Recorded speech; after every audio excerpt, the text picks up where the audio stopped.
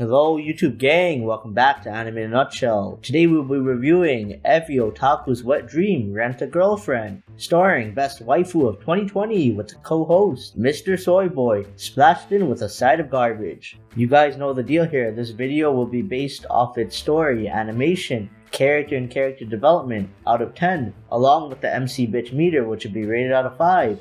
And stay tuned for this guys, cause this main character is a wet towel. There'll be some spoilers here during the review, and your immersion is at risk. Now let's get right into it. Gang. Okay, so Rent a Girlfriend is all about the waifu Chizuru and this soy boy of an MC, Kazuya. They meet through a girlfriend rental app because Kazuya is desperately seeking some affection after his girlfriend, yes his girlfriend, my boy Kazuya has a girlfriend, breaks up with him shortly after they start dating. Then he goes home and wanks one out to her while crying, you know, normal people stuff. So Kazuya then goes on a date with Chizuru, which he generally enjoys, but then he's like, wait, this girl's just acting, and she held all the other guys' hands. In spite of this, he ends up giving her a 1 star on the Rent a Girlfriend app. He then ends up booking her again for a date, just so he can give her a piece of his mind. Unfortunately, halfway through their second date, Kazuya gets a call that his grandmother had collapsed, so he rushes to the hospital with Chizuru, because he still had time left on his date, and Chizuru is a working woman.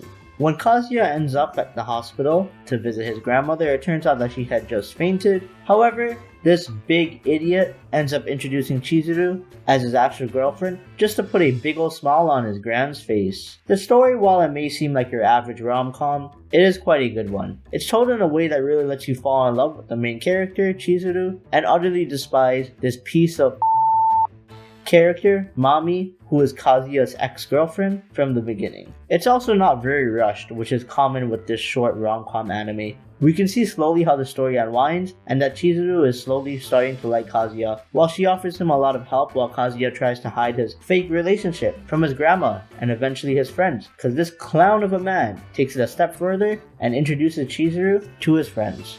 The story is getting an 8.5 out of 10. While this is a rom-com, it's fairly unique. However, a lot of the situations that these characters are put in just screams shonen power, which I couldn't really get behind at times. For example, the hospital Kazuya's grandma stays in, just so happens Chizuru's grandma is also staying in the same hospital. Like for real, the whole of Tokyo, and both of their grandmothers are just staying here? Damn. Now let's take it a step further. Kazuya ends up living right next to Chizuru as well. Wow. If that ain't fucking magical, I don't know what is. As for the animation, we've got some nice drawings paired with some amazing culture. Some amazing culture. But no, in all seriousness, the characters are well drawn. You can really tell what the characters are thinking just from looking at their facial expressions. For example, here, Kazuya is thinking, I'm pathetic, and here, Kazuya is also thinking, I'm pathetic. But the animation is getting an 8.5 out of 10. Now please, don't spit on me, telling me to look at Chizuru, this masterpiece, this #1 waifu. How the hell can she get an 8.5 out of 10 when she is best waifu? Well, too bad. So animation is losing some points here, due to some of the scenes and backgrounds being a little too pixelated, as well as the weird lines in some of the drawings. I didn't really like that. I feel like a lot of effort was put into the actual drawing of the characters, but then these awkward pixelated backgrounds sometimes made the characters lose its polished look. Now let's move right into character and character development, so I can roast Mami. Well guys, let's start off with Mami, why don't we? So she's a trash can, and I hope she rocks in hell. Thanks for watching guys.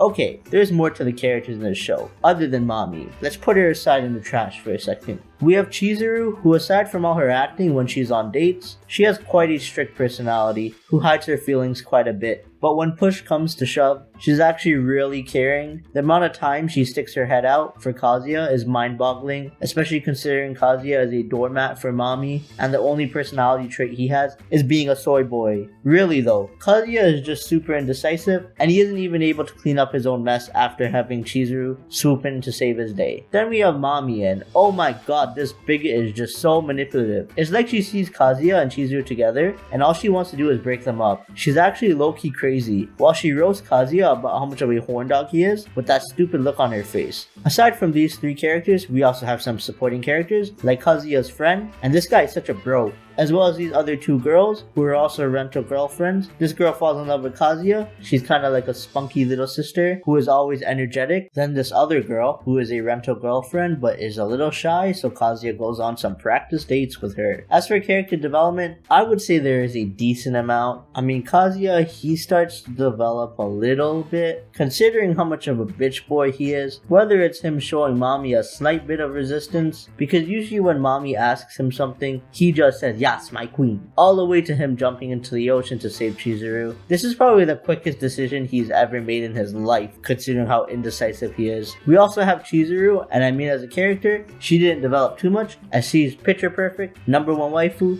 but you can see her slowly falling for Kazuya, as Kazuya develops more into a human being instead of a doormat. And on that note, character and character development is getting an 8.5 out of 10. I was really conflicted whether or not this is deserving of an 8.5 out of 10, due to the fact that Kazuya is such an indecisive character who really doesn't have much of a personality besides trying to get it in and simping out for mommy. But then Chizuru is such a good character that anyone can easily fall in love with. And on the other hand, we have mommy, who is the reincarnation of the devil in flesh, but then her character still really flows well in the story. She's kind of there to force Kazuya into these situations where he ends up developing in. As for the MC bitch meter, well guys, you heard me using the term SoyBoy, doormat, and simp a decent amount of times. So you guys guessed it, my boy Kazuya is a bitch boy. He is getting a 1 out of 5 for the MC bitch meter. This guy would do anything for a snatch. He sims so hard for mommy, and he literally creams himself just speaking to her. He is your quintessential anime character who can't make up his mind and just lets other people save the day for him. Well guys, overall Rent-A-Girlfriend is getting a 7.6 out of 10. This anime is only 12 episodes, and I can tell you, for a rom-com, which is a genre that's been milked to no end, this anime is quite unique. I quite enjoyed this show and would definitely recommend it, especially if you feel like letting out some pent-up anger on mommy, because her character design was made to be despised, and it really worked well in the series. You'll also get attached to Chizuru's character design because she is the number one waifu.